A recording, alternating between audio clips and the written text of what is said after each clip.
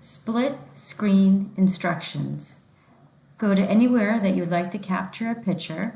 I'm going to go to Campus Life, and I want to capture just this picture right here. So the first thing I would do is be prepared to capture it. You can click the little Windows logo, which is the start button, and then you would have to scroll down and look for Windows Accessories.